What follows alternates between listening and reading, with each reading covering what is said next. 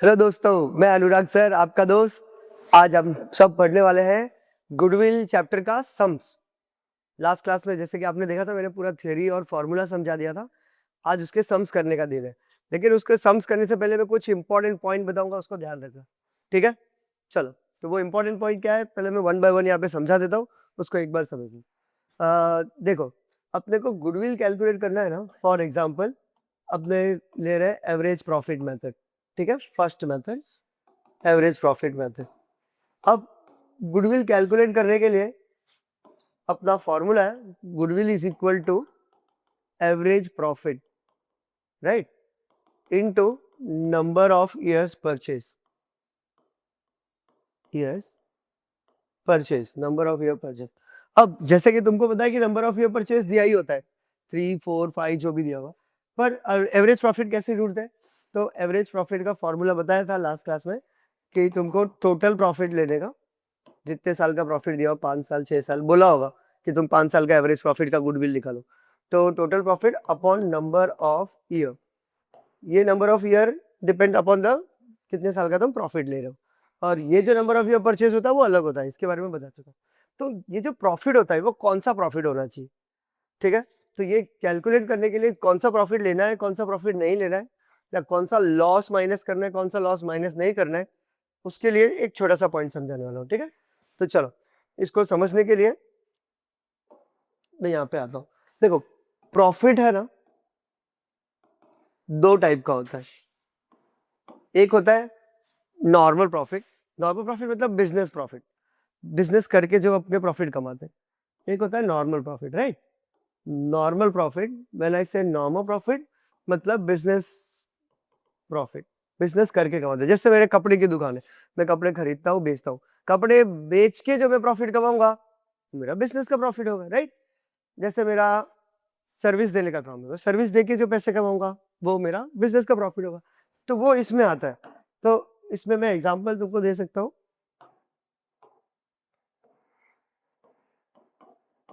Example जैसे कि profit from sale of goods and services.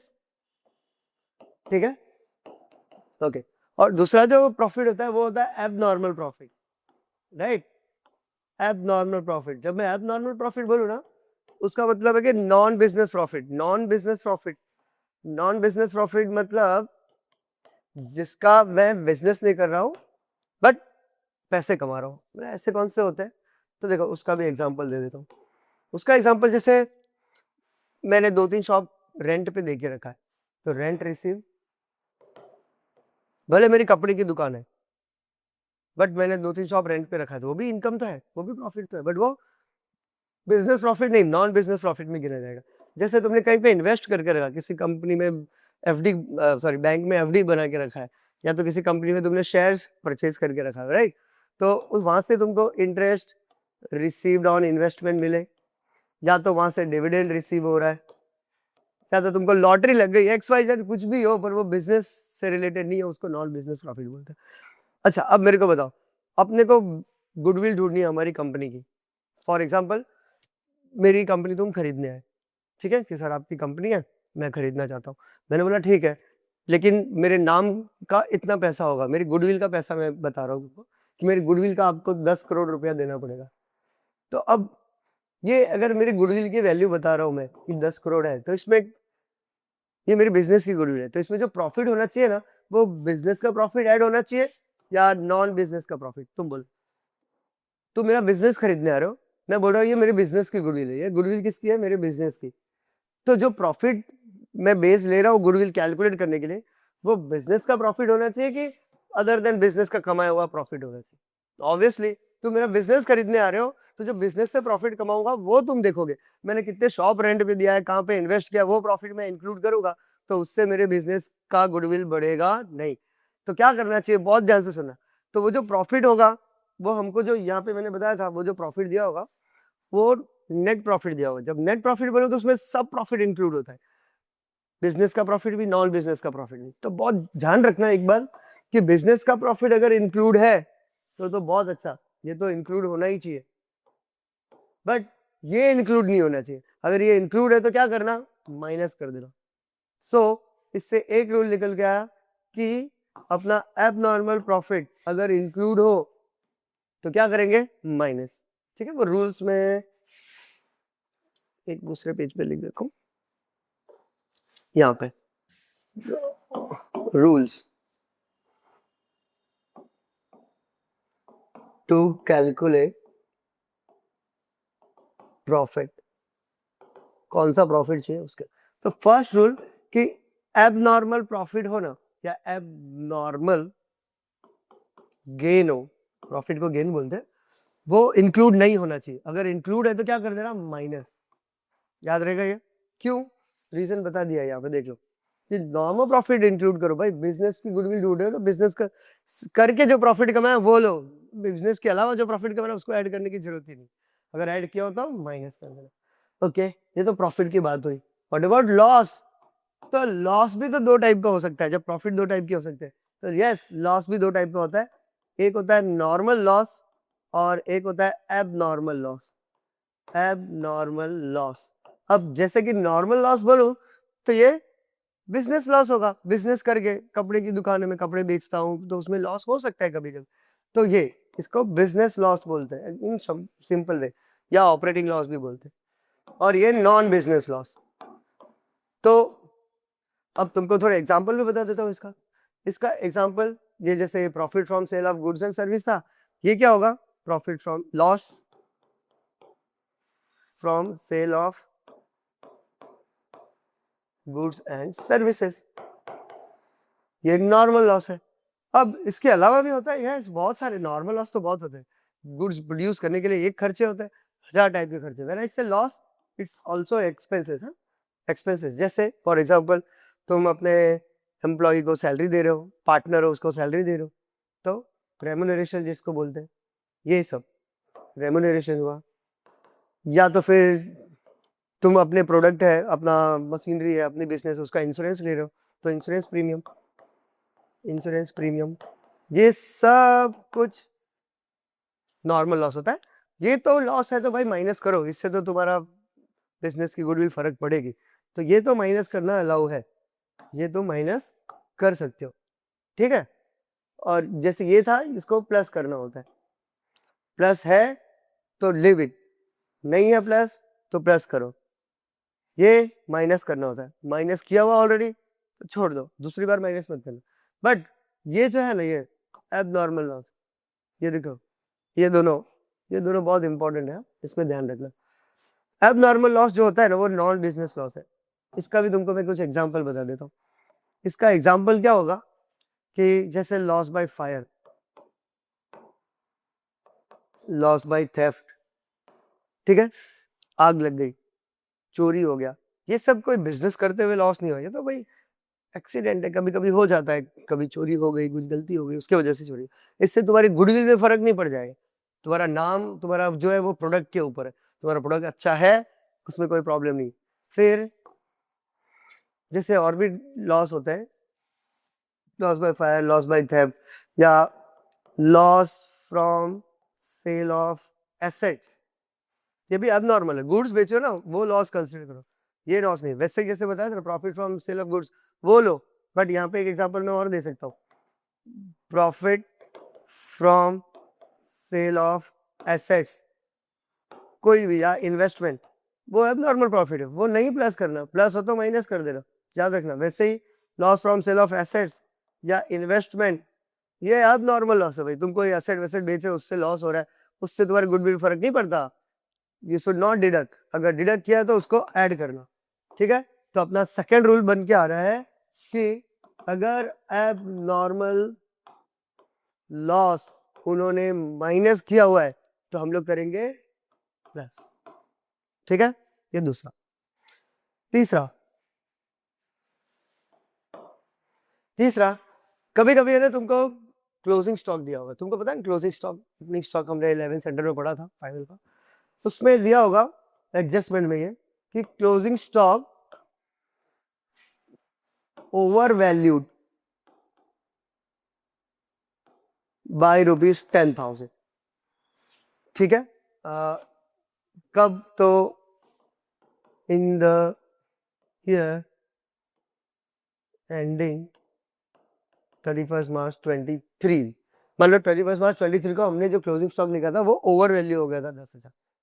तो इसका इफेक्ट क्या होगा पता? दो चीज होगा इसका इफेक्ट। देखो 31 मार्च 23 को तो क्या करना, ओवर वैल्यू में तो हमने गलती से ज्यादा लिख दिया हुआ है, तो क्या करोगे?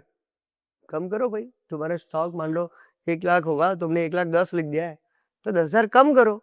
तो इस साल तो माइनस कर देना 10,000, लेकिन at the same time 31 March 24 next year ये 10,000 प्लस भी करना।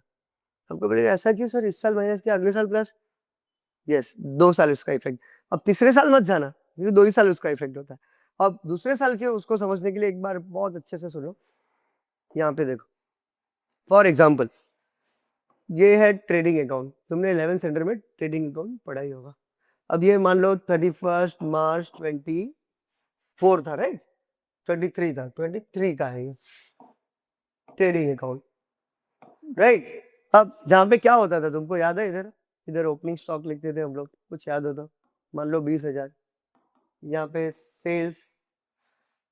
देखो ये क्यों है वो रीजन जानना जरूरी है, नहीं तो बाकी डायरेक्टली भी तुम कर सकते हो। अगर तुमको जानना नहीं है इसका रीजन तो थोड़ा स्किप करके आगे चलिए, ठीक है?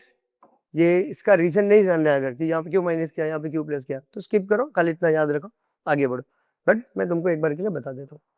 तो मान लो सेल्स हमने किया था 2 लाख का, और यहाँ पे क्लोजिंग स्टॉक लिखते थे, याद करो।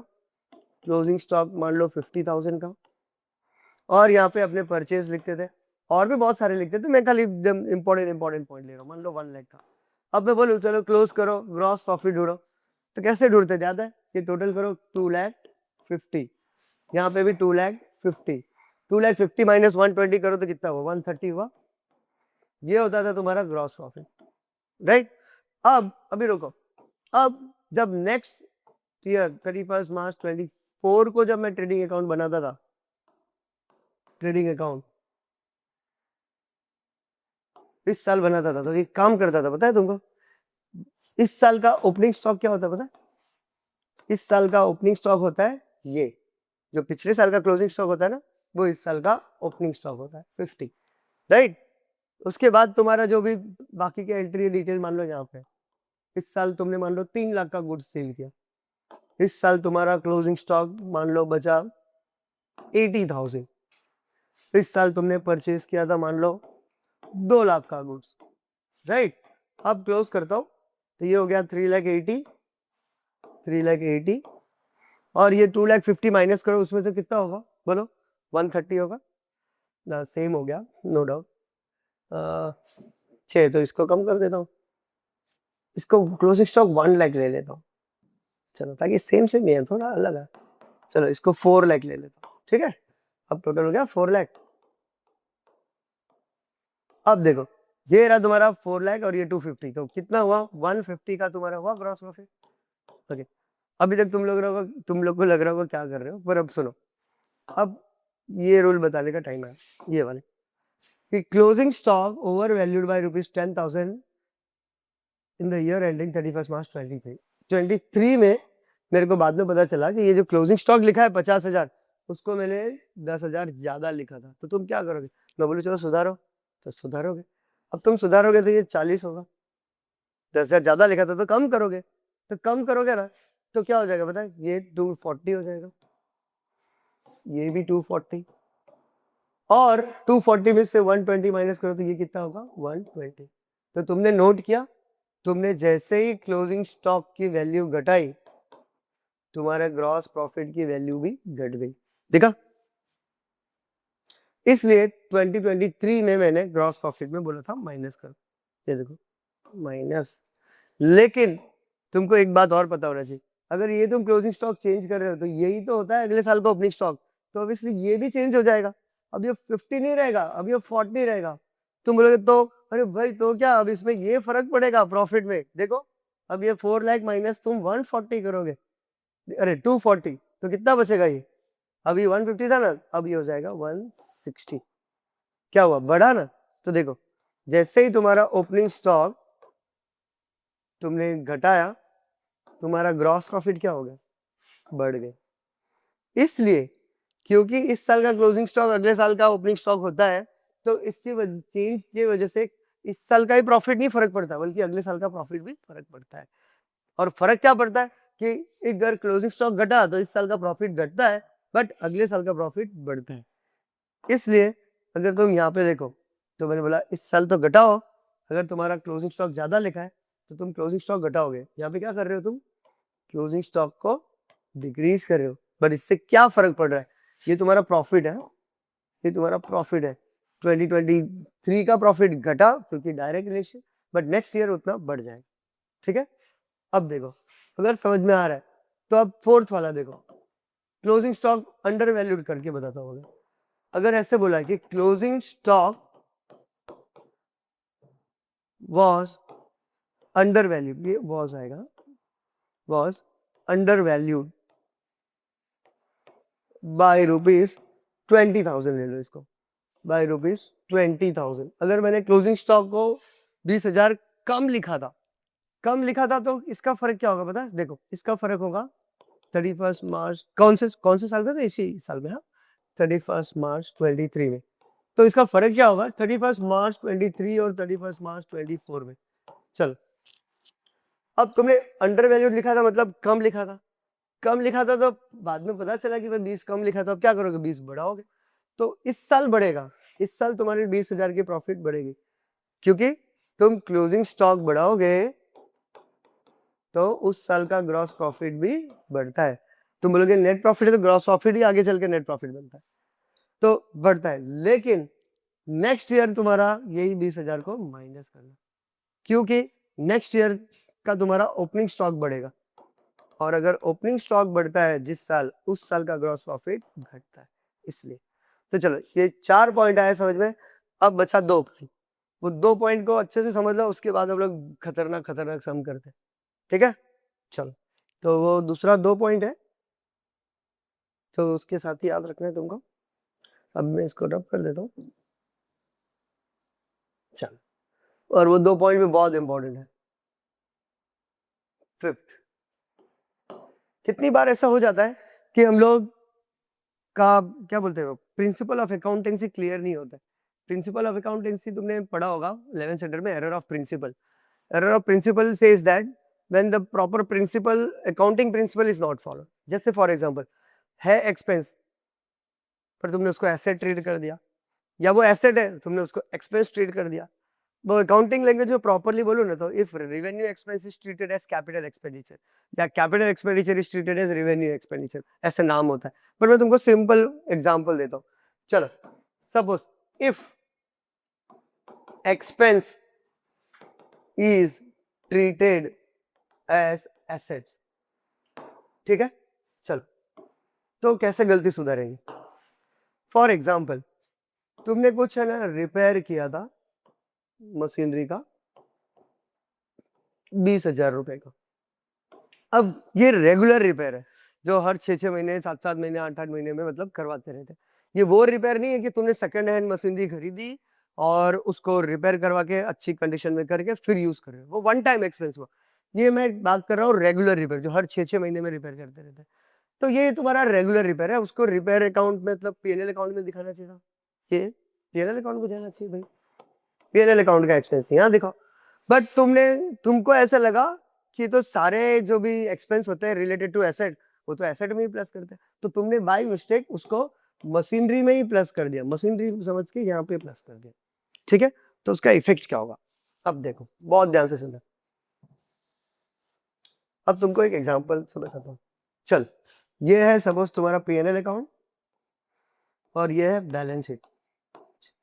तुमने गलती क्या किया, जो रिपेयर तुमको यहाँ लिखना था 20,000, जो रिपेयर तुमको यहाँ लिखना था 20,000, उसको यहाँ नहीं लिख के तुमने क्या किया, यहाँ लिख दिया, मशीनरी समझ के उसको 20,000 यहाँ लिख दिया। गलत क्या, तुमने एक्सपेंस को एसेट समझ के लिया। अब एक्सपेंस जो है तुमने एक्सपेंस दिखाया ही नहीं, तो उससे क्या फर्क पड़ेगा बता, प्रॉफिट पे कुछ फर्क पड़ेगा बताओ। मेरे को बहुत सारे एक्सपेंस है, बट वो एक एक्सपेंस था मैंने दिखाया ही नहीं इसमें, उसको मैंने एसेट डाल दिया। अगर तुमने एक्सपेंस कम किया है तो ऑब्वियसली तुम्हारा प्रॉफिट बढ़ा होगा, ज्यादा होगा। तो अगर तुमको बाद में पता चल जाए कि यार ये तो मशीनरी है ही नहीं, तो मैंने गलती से मशीनरी लिख दिया है, ये तो एक्सपेंस है, तो तुम क्या करोगे, वो एक्सपेंस यहाँ लिखोगे। अब जब तुम एक्सपेंस यहाँ लिखोगे ना, तो तुम्हारा प्रॉफिट घट जाएगा। तो इसका पहला इफेक्ट होगा कि जो ये तुम्हारा एक्सपेंस है, ये माइनस फ्रॉम प्रॉफिट, वो उस साल के प्रॉफिट से माइनस करना। ईयर ध्यान रखना कौन से ईयर में हुआ है, उस साल के प्रॉफिट से माइनस करना। बोले ठीक है, हो गया एक ही काम? नहीं, दूसरा इफेक्ट। सेकेंड इफेक्ट क्या है, अब क्योंकि तुमने उसको एसेट समझा था, तो ऑब्वियसली तुमने उसका डेप्रिसिएशन निकाला होगा, क्योंकि एसेट है तो यूज किया होगा, तो डेप्रिसिएशन लिया होगा। मान लो तुमको 3 साल बाद पता चला ना, तो तुमने 3 साल तक डेप्रिसिएशन लिया होगा। तो गलती से ये मान लो 10% है, फॉर एग्जांपल 2000, तो तुमने डेप्रिसिएशन तो यहाँ डाला होगा, डेप्रिसिएशन डाला होगा 2000। बट बोलो, तुमको बाद में पता चला कि ये तो एसेट ही नहीं है, तो उसका डेप्रिसिएशन डालना गलत हुआ कि नहीं? यस, गलत है। तो ये जो तुमने गलती से डेप्रिसिएशन डाला होगा ना, उसको हटाओगे। उसको हटाओगे ना, मतलब ये है ही नहीं एक्सपेंस, तुमने इसको डेप्रिसिएशन मान के एक्सपेंस में डाल दिया, और इसको हटाओगे तो प्रॉफिट बढ़ जाएगा। तो इसका इस साल का जो डेप्रिसिएशन होता है वो प्लस इन प्रॉफिट होता है, समझना है? तो याद रखना, कभी भी अगर बोला हो कि भाई तुमने ये रिपेयर करवाया और उसको मशीनरी में डाल दिया, तो बहुत ध्यान रखना कि वो जो रिपेयर है वो एक्सपेंस है। यहाँ देख लें रिपेयर, तो पहले माइनस करो और उसका डेप्री प्लस। ओके, अब दूसरा, इसके अंदर सिक्स्थ और लास्ट, इफ, हाँ इसमें जरूरी कि एक्सपेंस और एसेट लिखा होगा, वो ऐसे भी लिखा होगा कि revenue expenditure is treated as capital expenditure. ठीक है, चलो next, if assets are treated as expense. चल, ये उसका उल्टा। चल फॉर एग्जाम्पल, तुमने एक कार खरीदी, अब कार तो एसेट है भाई, अब तुमने सोचा कि ये तो ट्रेवलिंग एक्सपेंस है, ट्रेवलिंग एक्सपेंस करके तुमने P&L अकाउंट में दिखा दिया, राइट? अब वो क्या गलती की होगी, अब यहाँ देखो, दूसरा P&L अकाउंट दिखा बनाता हूँ तुमको, ताकि तुमको अच्छे से समझ में आए। ये जो था सिर्फ इसके लिए था, अब जो बना रहा हूँ P&L अकाउंट और बैलेंस शीट, वो इसके लिए। ठीक है, चलो अब सुनो, अब फॉर एग्जाम्पल ये कार की वैल्यू थी 1 लाख, ले लो, कार की वैल्यू थी 1 लाख। अब एक asset is treated as expense by mistake. अब एसेट कहाँ लिखना चाहिए बताओ, एसेट बैलेंस शीट में यहाँ लिखना चाहिए था, कार की 1 लाख की वैल्यू यहाँ लिखना चाहिए था, पर तुमने यहाँ नहीं लिखा। तुमने क्या किया, तुमने उसको ट्रैवलिंग एक्सपेंस समझ के तुमने वो 1 लाख रुपीज यहाँ लिख दिया, ये गलती की थी। अब बोले गलती है, तो पता चला तुमको 1 साल बाद 2 साल बाद अब सुधारना है, तो क्या करोगे, ये एक्सपेंस जो यहाँ लिखा हुआ है एक्सपेंस है ही नहीं, इट इज एसेट, यहाँ लिखो।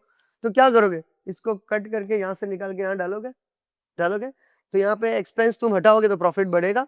यस, तो पहला इफेक्ट है, क्योंकि वो एसेट है, जब भी दिया हो कि एसेट को तुमने ट्रीट किया है, तो प्लस इन प्रॉफिट, क्या एसेट की वैल्यू, हाँ जैसे यहाँ पे एक्सपेंस की वैल्यू जो होगी ना, उसकी बात कर रहा हूँ, और डेप्रिसिएशन तो कैलकुलेट करना पड़ेगा, तो प्लस इन प्रॉफिट।